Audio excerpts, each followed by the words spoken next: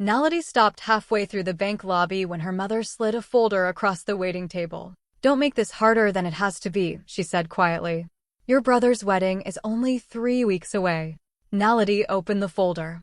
Every savings account she thought still existed had been emptied. The family home had already been sold. Her father folded his arms and said the words she would never forget. "One day you'll thank us for putting family first." Before Naledi could respond, a bank employee hurried toward her. He looked at the documents, frowned, and asked one unexpected question. "Ms. Naledi, who authorized these transactions?" "My name is Naledi. I was 31 years old, and for almost 10 years I had worked as a biomedical engineer. My job was difficult, but I loved it because every project brought me closer to my biggest dream. I wanted to save enough money to buy my own home and one day open a small medical technology consultancy. I was careful with every paycheck. I avoided wasting money, worked extra overseas assignments, and believed every sacrifice would give me a better future. Because I often traveled for work, I trusted my parents to help with some family paperwork whenever I was out of the country. I never imagined that trust would become the biggest mistake of my life. When I returned home, I expected to spend the next few weeks helping my younger brother, Kofi, prepare for his wedding. Instead, my mother quietly pushed a folder toward me while my father watched without saying a word. As I opened it, my hands began to shake. Every savings account I had spent years building had been emptied. Before I could even understand what I was reading, I learned something even worse. The family home had already been sold. My parents calmly told me everything had been done for the good of the family and that one day I would understand. I could not believe they had made such huge decisions without asking me even once. Then, a bank employee looked at the papers, frowned, and asked one simple question that changed everything. "Ms. Naledi, who authorized these transactions?" In that moment, I realized the truth might be very different from the story my parents were telling. I wanted to shout. I wanted to demand answers from everyone standing in front of me. But I knew anger would not tell me the truth. So instead of accusing anyone, I asked one simple question. "Who approved all of these transactions?" The room became strangely quiet. My mother looked at my father before answering. She said he had handled everything because the wedding expenses became much bigger than anyone expected. My father quickly shook his head. He said they had only done what was necessary for the family and that my mother had been involved in every decision. Before I could ask another question, Kofi stepped forward. He looked confused and told me he knew almost nothing about the money. He said he believed our parents were paying for the wedding from their own savings. His answer surprised me because it was completely different from what they had just said. The more questions I asked, the more confused everyone became. Every person gave a different story. Even the dates did not match. My mother mentioned 1 month, while my father mentioned another. Kofi said he had not even been home on the days they were talking about. I listened carefully without interrupting because I realized something important. People who are telling the truth usually remember the same events. But every answer I heard created another question instead of solving one. The bank employee quietly asked me to step aside for a moment. In a calm voice, he advised me not to believe anyone until I requested the complete transaction records from the bank. He explained that the documents would show exactly when each transfer happened and who had authorized it. His words gave me hope that facts could tell the story better than emotions. As I walked through the parking lot, still trying to understand everything, a man I had never seen before called my name. He hurried toward me, handed me a sealed envelope, and said it had been waiting for months until I finally returned home. Then he walked away before I could ask him a single question. I stood beside my car and looked at the envelope for a long moment before opening it. My name was written on the front, but the paper looked old and worn. Several forwarding labels had been placed on top of each other, showing that the letter had been sent to different addresses before finally reaching me. Someone had been trying very hard to contact me, but I had never received a single message. I carefully opened the envelope, expecting it to be another bank document. Instead, I found a letter from a property consultant whose name I had never heard before. The first sentence immediately caught my attention. He explained that he had tried many times to reach me before the family home was sold. He had sent emails, letters, and meeting requests because my name appeared in documents connected to the property. Since I never replied, he believed I had chosen not to be involved. Reading those words made my heart race because I had never received any of his messages. Inside the envelope were copies of his records. They showed several meetings that had been scheduled with me over the past few months. Every one of those meetings had been canceled before they happened. Next to each cancellation was a note saying that I had personally decided not to attend. That was impossible. During those same weeks, I had been working overseas on a medical project thousands of miles away. I still had my travel records, work schedules, and flight tickets to prove exactly where I had been. Then I found a timeline attached to the letter. It listed important dates, phone calls, canceled appointments, and decisions about the house. According to those papers, someone had been speaking and making choices, as if they were acting for me while I was out of the country. I could not understand how that had happened or who had been doing it. At the end of the letter, the consultant wrote one final note. He believed there was still one unresolved issue connected to the sale of the house. Until that question was answered, he did not consider the entire transaction completely finished. For the first time, I realized this story was much bigger than my missing savings. The letter gave me one new direction, so I decided to follow every small clue instead of making guesses. The property consultant mentioned that many years ago my grandfather had worked closely with a land surveyor who knew the history of our family home better than almost anyone. After asking around, I finally found the elderly man living a quiet life in a small house on the edge of town. He had retired long ago, but when I introduced myself and told him my grandfather's name, a warm smile appeared on his face. He invited me inside and said he had not heard that name in many years. We talked for a long time about my grandfather. The old surveyor described him as a careful man who never liked confusion when it came to family property. Then he shared something that immediately caught my attention. He said my grandfather always repeated the same sentence whenever important papers were being prepared. "Never trust only spoken promises," he would say. "Memories change when pressure arrives." My grandfather believed that every important family decision should be written down clearly because people often remembered events differently when money or emotions became involved. The surveyor explained that he had helped prepare maps and property records many years before. Although he no longer kept those documents, he believed copies of several instructions had been placed in the municipal archives. Those records might still exist if they had not been destroyed over time. He even remembered seeing handwritten notes attached to some of the files, but he could not remember every detail after so many years. Before I left, he became unusually serious. He looked directly at me and told me not to spend all my energy chasing the missing money. He said money often becomes the center of attention because it is easy to see, but the real truth is sometimes hidden somewhere else. "Ask yourself why everyone keeps talking about the bank accounts," he quietly said. "Sometimes the real story is hidden behind what everyone is arguing about." His words stayed with me the entire drive home. Until then, I believed I was trying to recover my savings. Now I began to wonder if the missing money was only one small part of a much larger story that nobody wanted me to discover. A few days later, it was time for Kofi's wedding rehearsal dinner. The hall was beautifully decorated, and everyone seemed excited for the wedding. Family members laughed together, shared old memories, and congratulated my parents for everything they had done. Again and again, I heard relatives praising them for making great sacrifices so Kofi and his future wife could begin their marriage without financial problems. They called my parents generous and loving. I stood quietly, listening to every word. Nobody knew what I had recently discovered, and I was not ready to interrupt the celebration with questions that still did not have complete answers. As I looked around the room, I noticed something strange. People smiled at me politely, but several relatives seemed surprised that I had actually come. At first, I thought I was imagining it. Then, while everyone was finding their seats, one of my elderly aunts walked over to the table where the seating chart had been placed. She studied the list for a few moments before looking at me with a confused expression. "My dear," she asked kindly, "why isn't your name on the guest list? You're standing right here." The room became completely silent. Several people immediately turned toward my parents, waiting for someone to answer.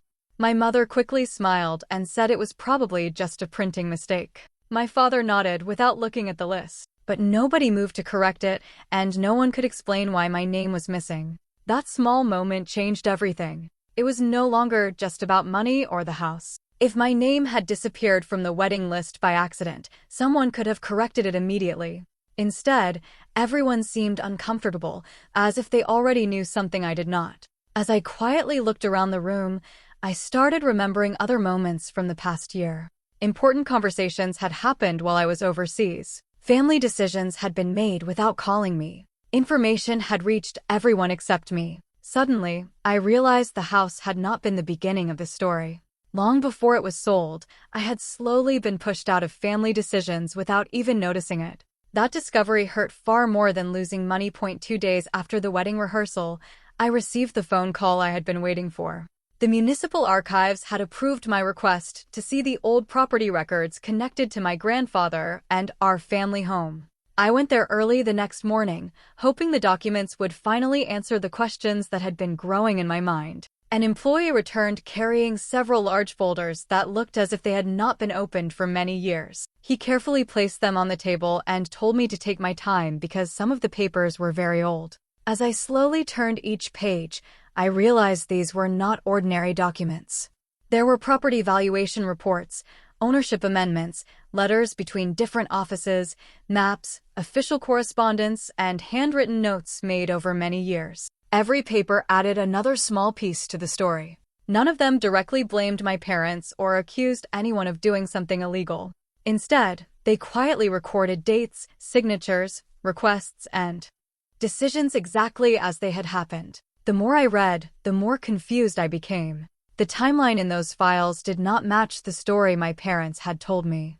According to the records, several important discussions about the property had started long before Kofi became engaged. Some changes had been planned months before anyone mentioned paying for a wedding. That meant the wedding could not have been the only reason behind everything that had happened. I carefully compared the dates with my travel records and the letter from the property consultant. More and more details began to fit together. Someone had been making important decisions while I was working overseas, and those decisions had started much earlier than I had ever imagined. Then I reached the final section of the file. A reference number pointed to one more document that should have been attached, but it was missing. Without that attachment, I still could not see the complete picture. I asked the archive employee about it. He checked the records and quietly explained that the original attachment had never stayed in the archives. Years earlier, it had been transferred to the legal office that prepared the family's official property documents.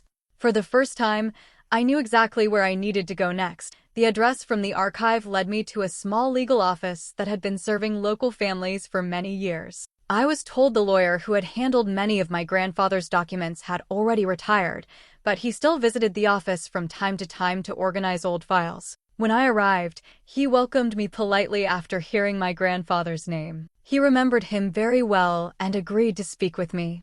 I expected our conversation to begin with the missing money or the sale of the family home. Instead, he surprised me from the very first minute. He did not ask about my bank accounts. He did not ask how much money had disappeared or whether I wanted to challenge the sale of the house. Instead, he opened an old file, looked at me calmly, and said, "Before we discuss any documents, you need to understand one important difference. Owning something and having permission to make decisions about it are not always the same." His words confused me.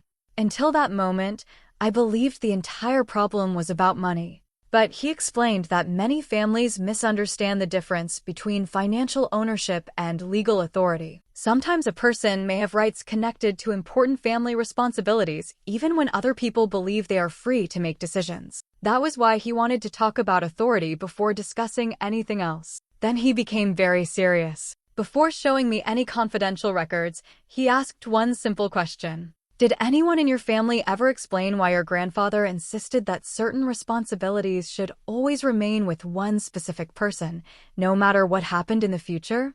I looked at him without knowing how to answer. I slowly shook my head. No one had ever told me anything like that. My parents had never mentioned such an arrangement. Kofi had never mentioned it either. As far as I knew, my grandfather had simply wanted everyone to live peacefully. The lawyer quietly closed the file for a moment. He nodded as if my answer confirmed something he had already suspected. Then he told me that the conversation we were about to have was no longer about missing savings or a house sale. Those were only the visible parts of the story. The real issue had always been about a responsibility my grandfather carefully protected, but somewhere along the way, the reason behind it had disappeared from the family. After leaving the lawyer's office, I thought carefully about what to do next. Part of me wanted to confront my parents immediately, but another part of me kept thinking about Kofi. Until then, I had believed he might have known much more than he admitted. But after everything I had discovered, I was no longer sure. I decided that before accusing my younger brother, I would give him a chance to see every document for himself. I called him and asked if we could meet somewhere quiet. He agreed without asking many questions. When I placed the folders on the table, Kofi looked surprised by how many papers I had collected. I told him I did not want an argument. I only wanted us to read everything from the beginning and let the documents speak for themselves. For the next several hours, we carefully went through every bank statement, archived property record, letter from the property consultant, handwritten note, travel record, and timeline. Whenever we found a new date, we compared it with another document. Whenever one paper mentioned a meeting, we searched for the letter connected to it. Slowly, the pieces began to fit together. As we continued reading, I noticed the expression on Kofi's face changing. At first, he looked confused. Then he became quiet. Finally, he looked deeply shocked. He admitted that our parents had always told him the house was sold only because his wedding expenses had become too heavy. But the records clearly showed that important property decisions had started many months before he even proposed to his fiancée. His wedding had not started the problem. It had simply become the explanation everyone repeated. That realization changed everything between us. Instead of arguing with each other, we began asking the same questions. Why had nobody told either of us the full truth? Why had important meetings been canceled without my knowledge? Why had decisions been made while I was working overseas? And why had our grandfather placed so much importance on authority instead of money? By the end of the evening, neither of us felt angry with the other anymore. We both realized we had been given different parts of the same story. Neither version was complete. We had both trusted what we were told because we trusted our parents. Before leaving, Kofi quietly looked at me and said we could not keep guessing anymore. The documents deserved honest answers.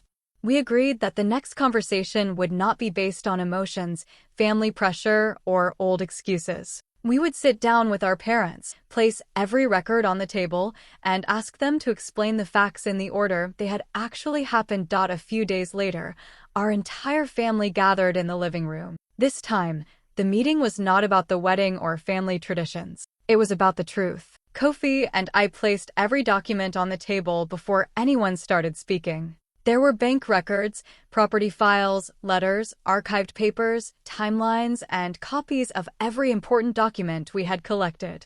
Instead of making accusations, I simply asked my parents to explain the events in the order they had happened. At first, my parents repeated the same story everyone had already heard. They said everything had been done to help Kofi begin his married life without debt and to protect the family during a difficult time. But as we compared each statement with the documents, their explanations slowly stopped making sense.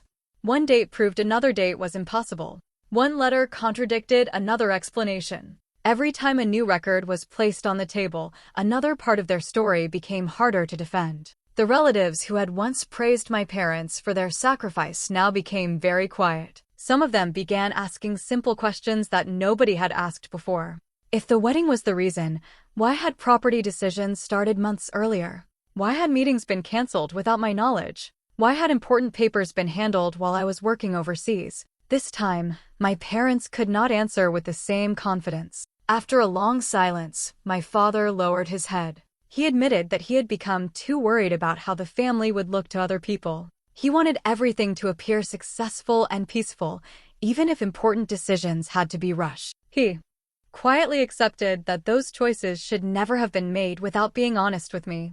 My mother wiped away tears and finally spoke. She admitted that hiding information had caused far more damage than losing money ever could. She said she had believed keeping everyone uninformed would avoid conflict, but instead it had broken trust inside the family. For the first time since I came home, no one tried to defend the past anymore. The truth was finally sitting on the table for everyone to see. Months passed after that family meeting, and little by little, everything began to move in the right direction. Independent professionals carefully reviewed all the records, property documents, bank statements, and legal files before any final decisions were made. After everyone understood the complete timeline, the financial matters were settled through lawful agreements that every person accepted. There were no more hidden meetings, unanswered questions, or decisions made behind closed doors. For the first time in a long while, everything was based on facts instead of assumptions. Kofi continued with his marriage, but this time he did it knowing the full truth. He made it clear that he never wanted his future to depend on sacrifices that had been taken from someone else without permission. He and his wife started their new life by making their own financial plans instead of carrying the weight of old family mistakes. Watching my brother make that choice reminded me that honesty can still change the direction of a family, even after painful discoveries. My parents also changed in ways I never expected. They stopped trying to justify the past and accepted responsibility for what had happened. My father admitted that fear of family expectations and pride had pushed him to make decisions without including the people who were most affected. My mother apologized for believing that keeping secrets would protect the family when it had actually damaged the trust that held us.